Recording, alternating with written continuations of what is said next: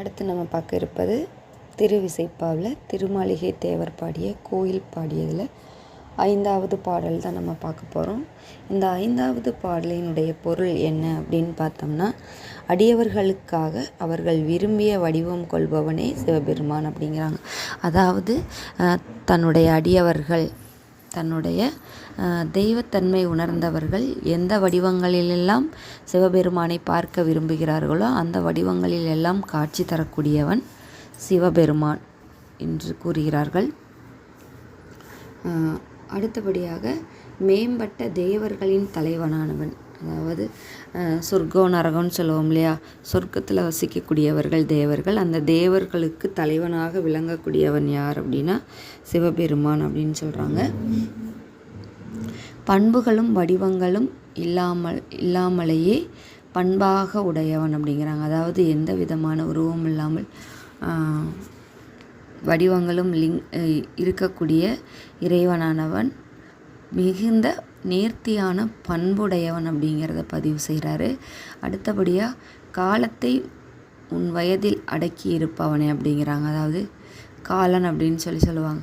அழிக்கும் ஆக்கல், அழித்தல், படைத்தல், காத்தல், அழித்தல் என்று முத்தொழில்களை செய்யக்கூடியதில் அழித்தல் தொழிலை செய்யக்கூடியவனாக இருப்பவன் சிவபெருமான் தான் அப்படிங்கிறத இந்த இடத்துல பதிவு பண்ணுறாங்க. அதான் சொல்கிறாங்க, எங்களுக்கு தலைவனாக அமைந்தவனாய் காலனுக்கு காலமாக இருப்பவனே அப்படின்னு அழைக்கிறாரு. மன்மதனை அழித்தவனே என்றும், விடத்தையே அமுதம் போல் உண்டு கூத்தாடும் இடத்தை பொன்மயமான கோயிலாக கொண்டு கூத்தாடுவதில் வல்லவனே அப்படிங்கிறாங்க. அதாவது தன்னுடைய ஒவ்வொரு பாடலிலும் திருமாளிகை தேவர் சிவபெருமானினுடைய கூத்தாட்டத்தை மிக அழகாக எடுத்து காட்டிய வண்ணம் உள்ளார் என்பதை நாம் அறிந்து கொள்ளலாம்.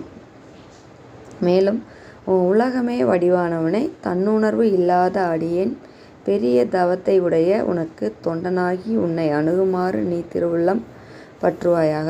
அதாவது சதா நித்தமும் உன்னையே தொழுவதற்கான ஆசியை தனக்கு வழங்குவாயாக அப்படின்னு சொல்லிட்டு சிவபெருமானிடம் திருமாளிகை தேவர் வேண்டுவதாக இப்பாடல் அமைந்துள்ளது. அடுத்த பாடலோட பொருள் என்னென்னு அப்படின்னு பார்த்தோம்னா, திருநீரை அணிந்த செந்நிறமான பவளமலை போல்பவனே அப்படிங்கிற, அதாவது திருநீரை அணிந்தவன் சிவபெருமான்.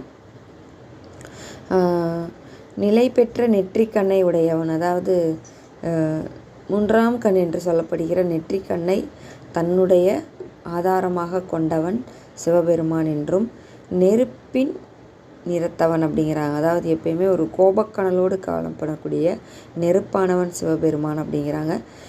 பல்வேறு வகைப்பட்டவனாக வரிசையாக அமைந்த இவ்வுலக இன்பங்களுக்கு வடிவானவன் அப்படிங்கிறாங்க. இந்த உலகத்தில் கிடைக்கக்கூடிய ஒவ்வொரு இன்பங்களுக்கும் வடிவாக திகழக்கூடியவன் யாருன்னு பார்த்தோம்னா சிவபெருமான் அப்படின்னு சொல்கிறாங்க. முத்தி இன்பம் தரும் வெள்ளம் போல்பவன், மேருமலையை வில்லாக வளைத்தன் வீரன் என்றும், கங்கையை அணைந்த சடையை உடைய எங்களுடைய வியக்கத்தக்க கூத்து நிகழ்த்துபவனே என்று, அதாவது கங்கை நீரை தன்னுடைய சடையிலே அமைந்தவன், மேருமலையை வில்லாக வளைத்தவன், அடியவர்களை அடக்கி ஆளும் வல்லன்மை உடையவர், ஆனந்த கூத்தாடக்கூடியவர்.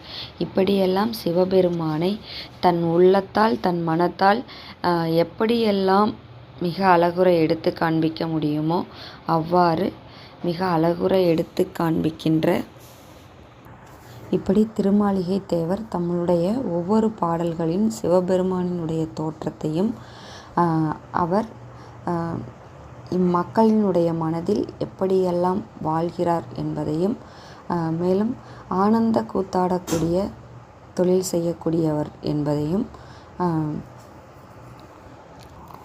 தன்னை நாடி வரும் அனைவரையும் ஆனந்த கூத்தாடச் செய்வதோடு அகம் மகிழ்ந்து அனைவரையும் காத்தல் தொழில் செய்யக்கூடியவன் ஆவான். மேலும் சிவபெருமானினுடைய விளையாடல்களுக்கு பஞ்சமே இல்லை என்பதை திருமாளிகை தேவரும் தன்னுடைய பாடல்களில் எடுத்து காட்டிய வண்ணம் உள்ளார். நாம் சிவபெருமான் என்றவுடன் நாம் தெரிந்து கொள்வது அவர்களுடைய திருவிளையாடல்களே என்பதும் இவ்விடத்தில் நோக்கத்தக்கது. நன்றி.